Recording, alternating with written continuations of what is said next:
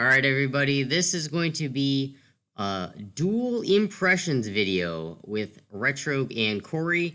We're going to talk about the game Cathedral, which is available on Steam and Switch at the moment. And this is a very retro-y looking Metroidvania game, and it is a big game. There is a lot to do, lots of areas, lots of secrets to find. Lots of upgrades. It is a great one. So let's talk about the sound for a second. I really liked the sound in this game. It had a very nice chiptune soundtrack, very retro style to it. And it was just one of those things where you turn on the game and it's like nostalgia. I second everything that Retro just said. I really enjoyed some of the tracks. The only downside that you will spend a lot of time in some of these dungeons, and the sound can get to be a little bothersome, especially if you're struggling or you find it difficult. The more time that you spend in that area, you just like, oh god, I want to get out of here real fast. That's going to happen in most games. However, with where you do die kind of a lot, you do kind of hear the same thing over and over again. So as long as you're out of the dungeon in a couple hours, might not hear it while you sleep the next night. Visual wise, I like the visuals, but I'm also a big fan of retro styles and 8 and 16 bits and pixel arts and things of that nature. I know it's not for everybody. Graphically, they did a great job with it. And the main character, I will say, does look a lot like something from Shovel Knight. I've called him Sword Knight at certain times. There is a couple of visual things that I did not really like, is the fact that there are some blocks and I couldn't really tell if I could just walk through them or not, including one section early on where I was in the room I had to go through to progress. However, I would turn back thinking I could not walk through this one tree. Apparently, I just could. I thought I was missing some upgrades, thought I was missing some other area of the map I could go through, but nope, could just walk straight through that tree. And it didn't happen too often in the game, but there were a few moments where that did happen. Additionally, the map visuals, it was hard to see where the rooms connected, because what they did was they used the darker color to show the connections. It was hard to see sometimes. I had to zoom really, really far in and put my face right next to the Switch screen or my TV to notice at times. Corey, your thoughts? I had the same issue. It wasn't a complete deal breaker. However, when you're trying to find that secret room and you just keep going in circles, and you know that there's something somewhere in between, and you can't quite find it because you don't know where the door is. And so I just found myself striking at random blocks, just hoping that it would reveal, a pathway to the new area. So a little bit frustrating, but overall, it is a really good, visually stimulating game with lots of background effects and things in the foreground that add some depth to it. It does Yeah. look good. Yeah, don't let our gripes about the blocks in the map turn you off from the game, because, like Corey said, it is very, very minor. It doesn't even happen all that often, but when it does, it is a little bit frustrating. All right, so gameplay-wise, let's talk about the difficulty here for a second. I was actually kind of shocked at how difficult I found parts of the game after turning it on. I just wasn't expecting it. I think Corey kind of felt the same way when I talked with him about it. However, there are great things about the fact that there is some degree of difficulty to it, and the fact that when you get an upgrade, it makes it really feel like, wow, oh my goodness, I got a heart upgrade or an additional potion. Even like very common upgrades obtained in games, it just made them feel even more impactful. And likewise, too, when you were able to defeat a boss or learn a move set of a boss or something, it enhanced that experience. Now, as long as you're not someone that gets frustrated and rage quits right away, I think you'll find some more satisfaction than when you actually get past a difficult section. I'm on the fence about the difficulty here. I think it has a lot of good things going for it in the sense that you feel like you're getting better at the game by learning the different enemy types, their moves, what to expect as you enter a room. That said, there are a few pain point areas where there's enemies located right at the top of a ladder and you can't do anything but tank one hit. Um, the other issue that I had, I don't know if this was intentional or not, but if you walk into an enemy, you lose two hearts. If you get hit by a projectile or an enemy attack, you only lose one or a half a heart. I thought that was a little weird because there were a few times where I thought I was doing a down strike and the button command just didn't enter in properly. And so I ran into the enemy and I died very quickly because I just kind of got the knockback effect. And then as soon as that wore off, I was still within the mob of enemies that had surrounded me. And so it was almost instant death. And that set up a few situations where it just felt like it was a cheap death where I didn't make a mistake per se, but just, I got caught on the wrong side of trying to enter a room. And I felt like I got trapped a few times where I just had to think of a new way to get around it. And like I said, I don't know if those difficulties were intended or not, but I did find a few of those areas where it was just a bit frustrating to get through, where I had to spam potions just to get through one room. I kind of liked when enemies are at the top of the ladder, actually, because you could cheese them. You go up at the top of the ladder and just slash, slash, slash around, and you get them. It actually was made it easier. I don't know if you realize that, but maybe probably not how the game was intended to be played. I don't know, but that's my counter to your ladder thing. And then the other one is different enemies had different dealt different amounts of damage. Could just be that they programmed, oh, this enemy, if you touch it, it's going to be two hearts. Their projectile one. But yeah, some of the enemies did have different values of damage that they would deal to you. But yeah, there were a few frustrating sections. It just happens in some games. Nothing that was dramatically difficult from my perspective, at least.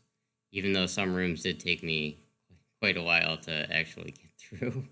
All right, there are puzzles also in this game. A lot of them, and a lot that I really liked. Wide variety, such as like spot the difference, basically. Which one of these is not like the others? Which one of these just doesn't belong? Like, there was a room where one of these puzzles they had circulating blocks, and each one or one of them looked different, and you had to slash that one. A really big variety of puzzles, and none of them are super hard to figure out. Nothing where you'd have to be like, oh, this stumped me. I have to look up a guide, but they do require a tiny bit of thought, outside the box thinking. Just when you solve it, yeah, the solution probably very simple, but it'd be like, oh yeah, this aha moment. I really enjoyed that. One of my favorite puzzles was in the very beginning in the lair of the necromancer with the spikes. And I don't want to spoil anything. I really enjoyed that one. There were a few that I thought were a little obtuse, but after going around a few times, I finally figured it out. There was only one that I thought was a little quirky, and that was actually trying to get into the second area after you beat the first temple. Just it felt a little out of place. Overall, I enjoyed most of the puzzles, though. Really enhanced the gameplay for me. Speaking of more gameplay things, mechanic wise, I thought they introduced a good deal of mechanics that shook things up, and I thought the timing pretty good, the pacing wise. Yeah, there was some pretty unique ones. I'm not gonna spoil all of them here, but there's like a lantern to light switches up, a bone wand to create moving platforms, that and the obvious Metroidvania trope of getting a double jump. You also had a spirit that friend that you could use to help you out that I was actually using to attack enemies as well as its block pushing, block breaking potential. It does some other things later on too that I'm not going to spoil. I largely agree. I really like some of the tools that you get to get through some of these areas, particularly the bone wand. That really does open up some really unique traversal systems. and they make full use of that as you're navigating around in one of the later areas. Now, there was one item that I thought it was just a little peculiar, kind of in the spoiler territories, but they make you pick and choose which abilities you want to use, and I think that's where I differ greatly from Retrogue on how I feel about that. Yeah, but also not to get too into spoilers, that problem is mitigated later on in the game. Like completely. It is. Then there's also, in addition to the upgrade system, an interesting shop system and a bank. And so you could buy some upgrades from the shop, and there is a bank to deposit money. So it adds a little bit of a roguelike element to the game, and that is the fact that when you die, you lose 10% of your gold upon death. But this does enhance the gameplay because it made your deaths a lot more. I really don't want to die meaningful. I enjoyed it. I wish there were a few more items that could help you. In my case, I was struggling a little bit in the very beginning and then also toward the middle of it. So if there were more items to make it easier for players, I think that would be of value. The bank system I used a lot just because I would have a ton of gold and I didn't want to lose it when I went into a new area. So I made good use of that. And plus, it was also kind of fun to save up your money so that you could buy some of the items from the shop. So overall, I really did enjoy that. So let's talk about the combat and the enemies and the bosses for a little bit here. I liked the combat.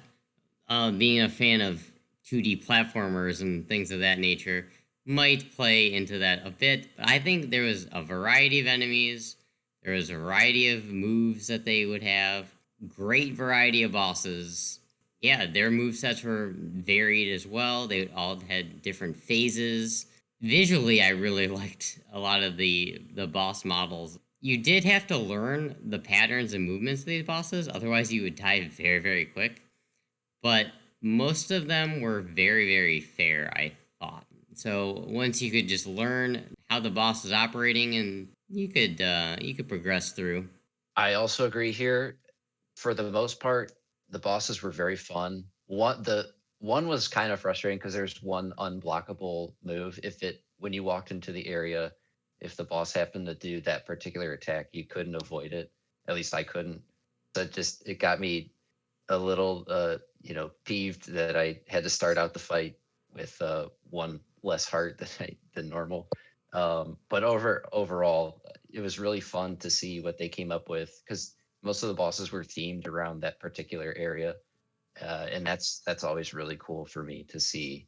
This grandiose vision of everything kind of coming together for an area, thematically. So again, it really fun to see what they had cooked up for the final part of that particular area. There is, like we were saying before, some difficulty to the game, one of which being that there are certain sections you'll die very, very quick. Once you get to a new area, it does not take that many hits for your character to be downed. Some of these enemies doing 3 hearts at a time, even with really good armor late on in the game. Yeah, I think maybe the damage table might be a little too high, at least for my preference. I come from a Soulsborne background where I know the punishment for being too aggressive or making the wrong move and playing a little bit more defensively. That said, this one it felt a little unfair at times, but it was very satisfying when you finally did it. As I said before, it made very satisfying once you could clear room and get out of there. Talk about the map system and how the game is structured, and that I feel is very important in Metroidvania games. I thought this map system was really well thought out. You had multiple layers. You could go through doors to get to the other layer. Fairly large map. Abilities that you needed, the gates to get through, if you will, was very well designed. Like I said, my only gripe was visually. If you went to zoom in, you had to zoom in on the map to see things. That's kind of a minor gripe. And I thought environment wise, very diverse environments. You had ice areas, you had what you would expect here, the dark graveyards and bone churches and the cathedral, but then you also had a water area. You could swim around it. Well, not swim, but you jumped a little bit higher. I think they did a very good job with the map system. I like the map setup. There were a few times where I felt like I was going in circles, just trying to find, the pathway through. And sometimes that does involve, chipping away at one particular block or one set of blocks to get to the room that you're looking for. If I had to suggest like an improvement, add a room that the first time you're passing through that you see, but you just can't get to it. And then, later on with either upgrades or unlocking a door or using a key that you can come back to it. I would have liked to see maybe just a little bit more of that. I did like the multiple layers to the map because that was kind of fun. At least when you're plotting out your path, you had to sift back and forth and figure out, okay, I need to go through this door, access this other layer, come back, go this way. That was a really cool change of pace. Yeah, I agree with you on that too. All right, well, I think that's gonna wrap this up. This is our thoughts and impressions of the game Cathedral by Decemberborn Studios. It is out on Switch and PC. I played the Switch version, didn't notice too many issues with lag and stuff in dock mode. Worked very well there, I thought. Pick it up if you like retro inspired 2D platforming Metroidvania action. And with that being said, you can like and comment and subscribe if you like this video. Let know in the comments below suggestions for future games. If you even like this setup for a video, links will be in the description for Twitters, Discords, and Twitch streams. Everybody have a good night, good morning, enjoy your games. Thanks for watching. Hopefully I'll see you guys again next time. Goodbye, everybody.